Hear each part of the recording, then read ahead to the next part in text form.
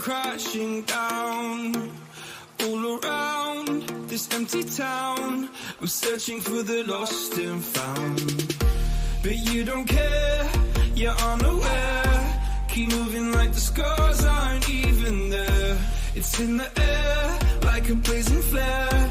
Don't stare, cause the flames will burn us. I thought you were the one for me.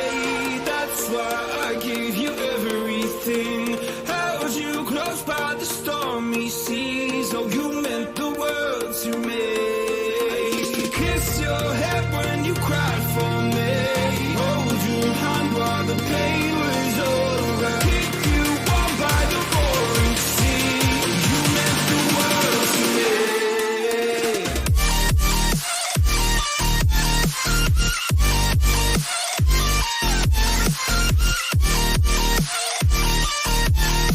Oh, you meant the world to me.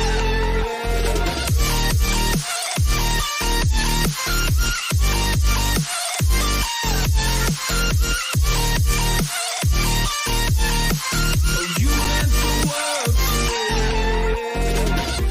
My darling dear, you're never here. When I'm in pain, you hide and disappear.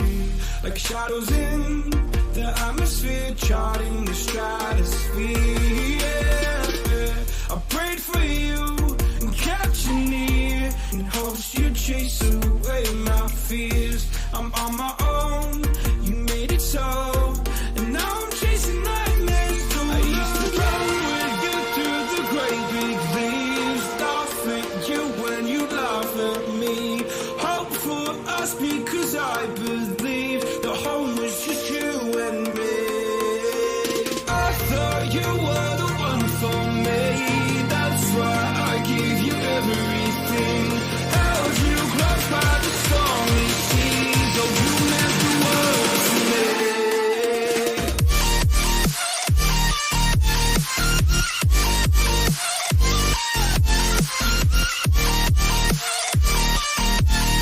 Oh, you meant the world to me.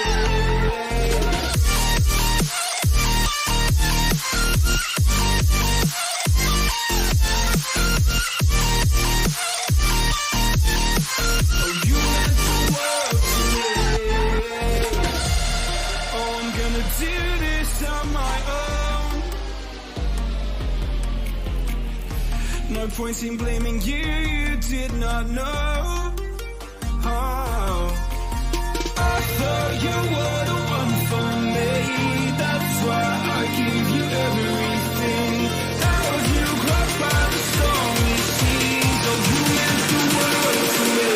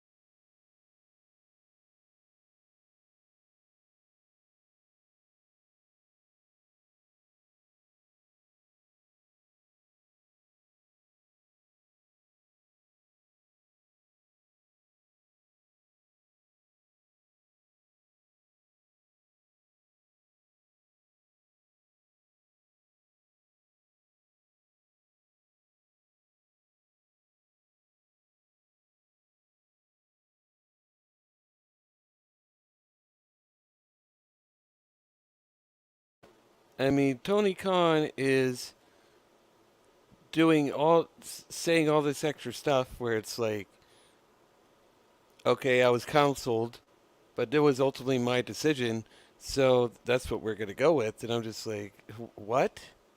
Let me read this back to you again. Let me read this back to you again.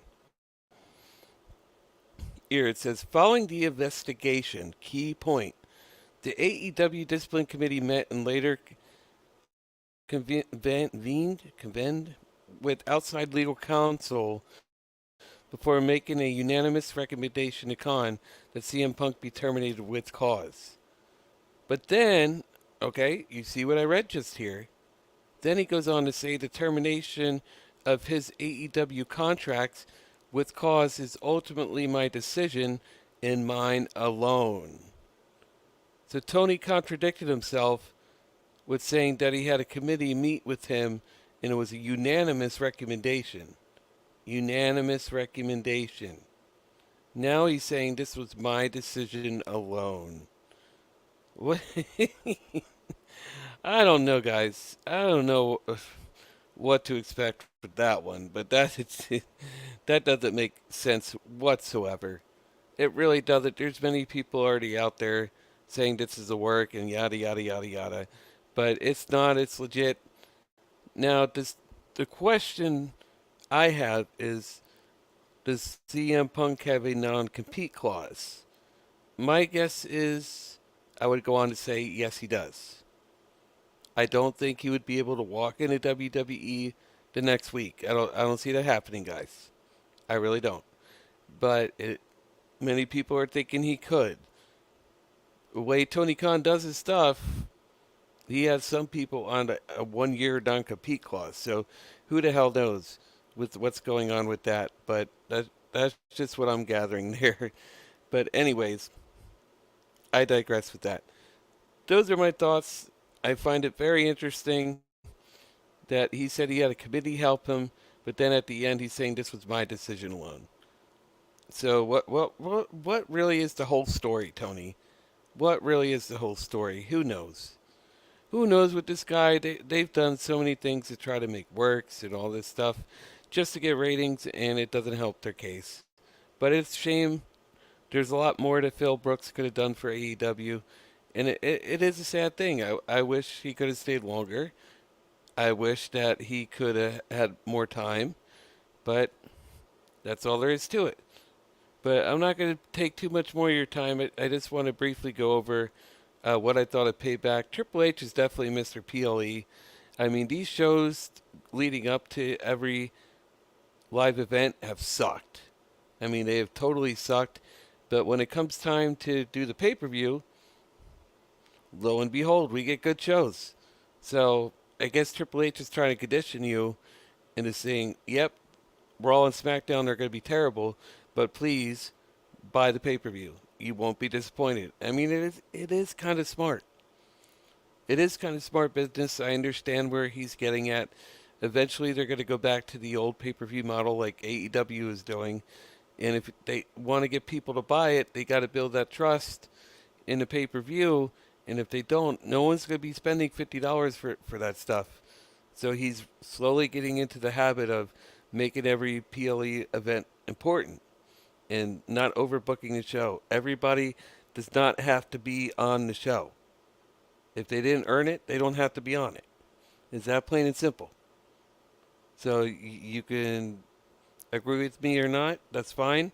But I'm just telling you, I enjoy the 5 to 6 matches that he's doing versus Vince McMahon's way of doing things where it's like fucking 10 matches and you're sitting there for 5, 6, 7 hours. No, it doesn't need to be that way, and I'm glad Triple H is doing it the way he's doing.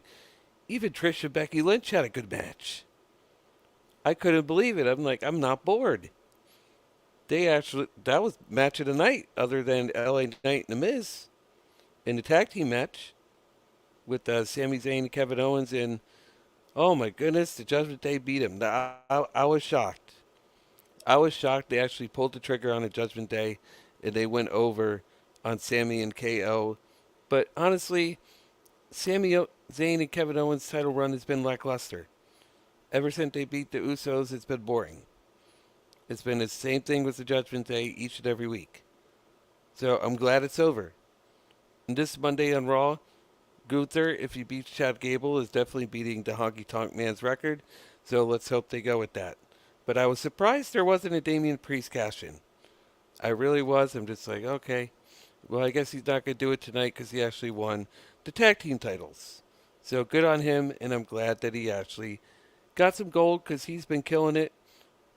That stuff with Bad Bunny was great, and he deserved to get a title.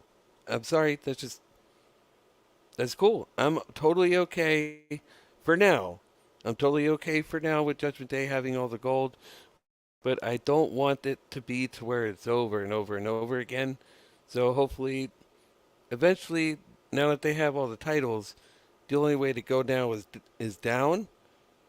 They can't keep going up. There's nothing more left for them to win other than the World Heavyweight Championship, which who knows when Priest is going to take that opportunity. I have no idea, but he has plenty of time. And if they get that one, then you know Judgment Day has reached its peak. There's nothing more they can do with them. There really isn't. Excuse me, but it really was a good show. I was very surprised because as we all saw, there is no excitement whatsoever going into any of it. It was just like, boring, boring, boring, boring each and every week. I mean, good Lord, JD was playing Red Skies like fucking every single night. And that just goes to show you when it's bad. And it's like I only recall him saying that Raw was good like once, like one time in the last couple months, and I agree with him. I do. It was terrible, and I don't know how he sits through all that. I it would drive me crazy. It's too much content. That's another thing I wanted to say real quick. I get why they want to push, push, push for more and more fresh, live, new stuff. But it's getting to a point to where every pay-per-view is like a WrestleMania week. Like you have SmackDown, you have the pay-per-view with AEW and WWE on Saturday and Sunday. You have Raw on Monday, you have NXT on Tuesday, you have Dynamite on Wednesday. It's like overkill. It's like they need to start realizing we are not machines. We cannot watch this stuff at full excitement level every single fucking day of the week. I mean, nobody can do that. Not even the biggest fan that I've seen for each company has that excitement level for that long. It's burnout. So they really need to start separating this stuff or find a way to not kill us. Or eventually it's going to come a point where we're just like, I don't feel like watching it. And that's what they don't want. That's really what they don't want. But if they keep doing it, they could actually be losing fans rather than gaining fans. So those are my quick thoughts on Payback. During the week, I'll go more and more detail with it. I'm just giving you a summary of it for right now. And also, lastly, Buddy Matthews is fucking soft, dude. All I did was say one little joke that he just had to post that, and I get blocked for that. And I'm just like, dude, really? I have made so many jokes towards Rhea. I lost count, and she's not even that petty. So it's like, dude, come on. We're only doing it because we know it bothers you, and we actually like you. If we didn't, we wouldn't bother with you. So just remember that for next time.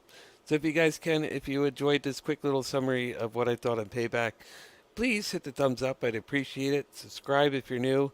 I did subscribe back to all of you that recently did. I do apologize if it's taken me a little bit. I'm not seeing it right away. I don't know why. For some reason, YouTube is not showing me who hit the subscribe button when you guys do it, because I've had a few of you come to me and be like, hey, I subscribed. I'm like, oh, really? Like, because I don't see you on here. So, and I did not set anything to where you had to wait 4 days, 5 days, or any time frame like that. So I'm like, I should see you guys come up right away. But if I missed anybody, I'm sorry. But everyone that I've seen come up on my dashboard, I did subscribe back. So I really appreciate it. But anyways, that's going to be it. I know there's a pay-per-view starting. I don't know if I'm watching it, guys. I really don't. I'm kind of I'm kind of burned out with the wrestling, but I love you guys, and I'll talk to you soon. Enjoy the show if you're watching it, and I'll talk to you later.